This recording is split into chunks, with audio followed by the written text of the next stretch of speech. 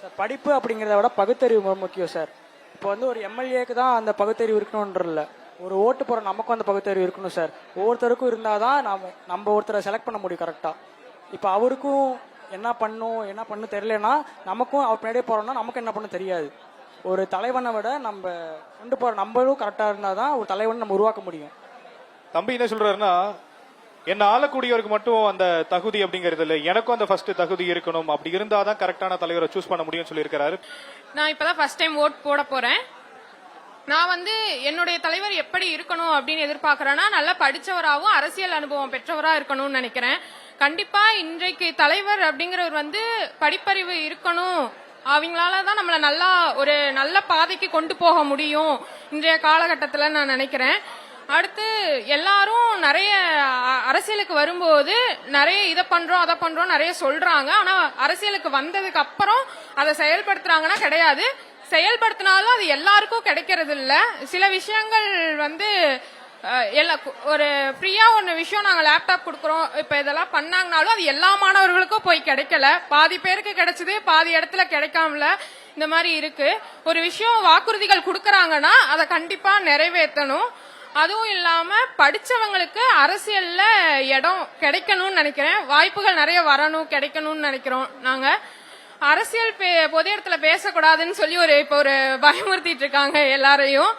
ஆனா இன்றைய மாணவர்களுக்கு வந்து நிறைய பேருக்கு அரசியல் தெரியல, பேச விடாம அரசியல்னா என்னன்னே தெரியாம இப்ப வச்சுக்கிறாங்க. அதுக்குள்ள வரக்கூடாதுன்னு நினைக்கிறாங்களா என்னன்னு தெரியல. பட் எல்லாரும் அரசியல் தெரிஞ்சுக்கணும்.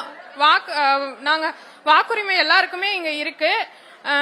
வாக்காளரா நாங்களும் வந்து எங்களோட கடமைகளை வாக்கு செலுத்துறோம். அதே மாதிரி நாங்களும் படிச்சவர்களும் வந்து தேர்தலில் போட்டியிடுறதுக்கான வாய்ப்புகள் கிடைக்கணும். படிச்சவங்களும் அரசியலுக்கு வரணும், அவங்களுக்கான வாய்ப்புகள் கிடைக்கணும்னு நான் நினைக்கிறேங்க மேம். இன்னொரு கேள்வி கேட்கணும் ஆசைப்படுறேன். நீங்க வந்து பிஎட் படிக்கிறேன்னு சொல்றீங்க இல்லையா, ஒரு எதிர்காலத்தில் இருக்கக்கூடிய மாணவர்களை சரியாவோ இல்ல ஒழுங்காவோ நெறிமைப்படுத்துறது அப்படிங்கிறது ஆசிரியரோட பணிதான். நீங்க வருங்காலத்தில் ஒரு ஆசிரியரா இருக்க போறீங்க. உங்களுடைய மாணவர்களுக்கு நீங்க அரசியல கத்துக் கொடுப்பீங்களா, பேசுவீங்களா, என்னென்ன விஷயங்களை சொல்லுவீங்க? கண்டிப்பாங்க சார். பாலிடிக்ஸ்குள்ள வரதுக்கு அவங்களை என்கரேஜ் பண்ணுவீங்களா? கண்டிப்பாங்க சார். அரசியல் தெரிஞ்சுக்கணும்னு கண்டிப்பா சொல்லுவேன். நமக்கான தலைவரை நம்ம சரியா தேர்ந்தெடுக்கணும்னு கண்டிப்பா டீச் பண்ணுவோம்.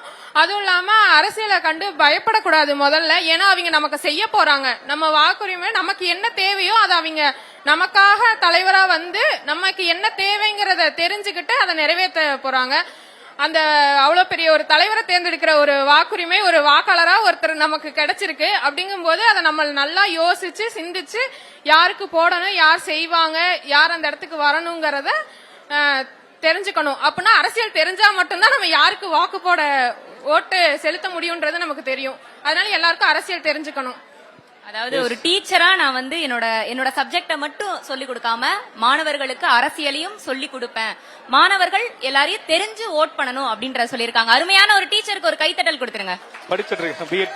இன்றைய மாணவர்கள் தான் நாளைய எதிர்காலம் சொல்றாங்க. அதனால இந்த மாணவர்கள் அரசியல் தெரிஞ்சாதான் இந்த நாளைய எதிர்காலம் வந்து வெற்றி அடைய முடியும்னு நான் நினைக்கிறேன்.